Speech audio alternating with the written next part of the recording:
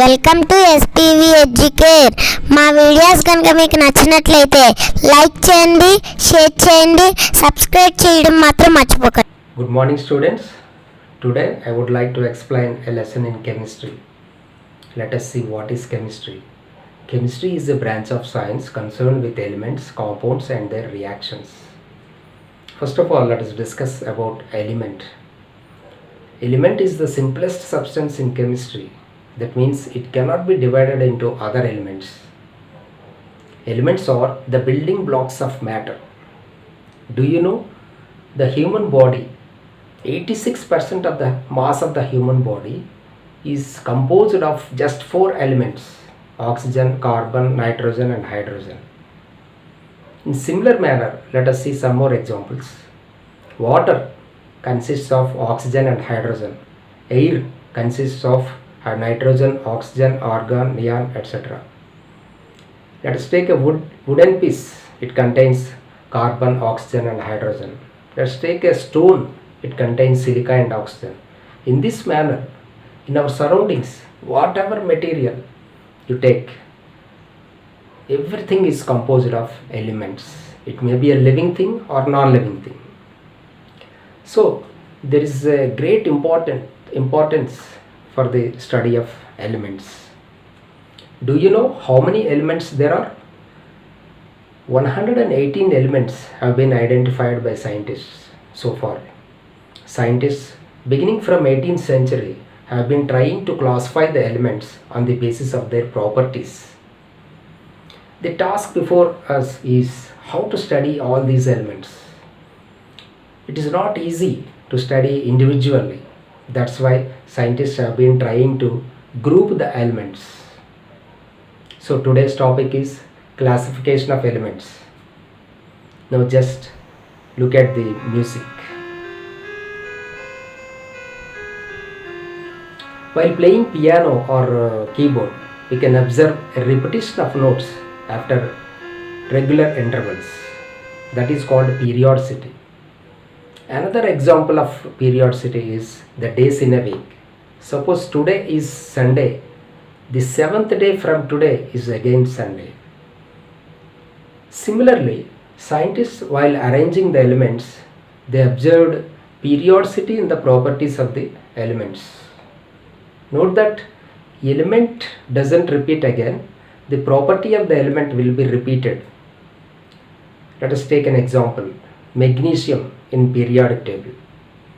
Element magnesium won't repeat again, but the property of the element magnesium will be repeated after a certain number of elements.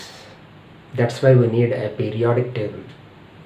Before studying periodic table, let's go back to the history behind this. In 1829, a German scientist, Johann Wolfgang Dobereiner, proposed law of triads. Triad means a group of 3 elements. According to Dobereiner's law of triads, when elements taken 3 at a time, arranged in ascending order of their atomic weights, the atomic weight of the middle element is approximately equal to the average of atomic weights of first and third element. The triads are lithium, sodium, potassium, calcium, strontium, barium, chlorine, bromine, iodine. Let us discuss the properties of the first triad, lithium, sodium, potassium. All the 3 elements are alkali metals. Their valencies are equal to 1. They react with water to release hydrogen gas. These are the similarities. But there are some drawbacks in Dobereiner's law. He could not accommodate all the known elements into triads. And secondly, it fails for very low mass and very high mass elements. Anyhow, Dobereiner was the first scientist who took initiation to classify the tables, to classify the elements. So the credit goes to Dobereiner. Let's move on to 1865. An English scientist, John Newland, came with a theory Newland's law of octaves. Octaves is inspired from musical notes. Sari, Gama, Pada, Nisa. The first note and eighth note are similar. Similarly, according to Newland's law of octaves, when elements are arranged in ascending order of their atomic weights, he observed resemblances in some elements. Every eighth element starting from a given element resembles in its properties to that of the first element. That's what Newland said. 56 elements have been arranged in 7 rows. Each row contains elements with similar properties.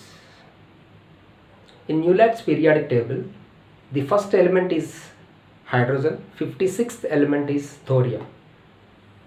The first element hydrogen, 8th element is fluorine, again 8th element is chlorine.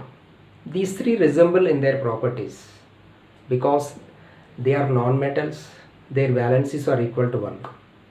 Let us examine the second row. The first 3 elements are lithium, sodium and potassium. These 3 also resemble in their properties. We have already seen in Daubeney theory. Let us see the drawbacks in Newland's law of octaves. The first drawback is 2 elements are fitted in same slot. For example, cobalt and nickel. We can observe in Newland's periodic table. Second drawback is the elements with dissimilar properties are arranged along with other elements. For example, cobalt, nickel, palladium, platinum and iridium, which differ in properties with halogens, have been arranged in the same row, first row. Newland's theory holds good up to calcium. So after calcium, the resemblance property won't apply. That's another failure.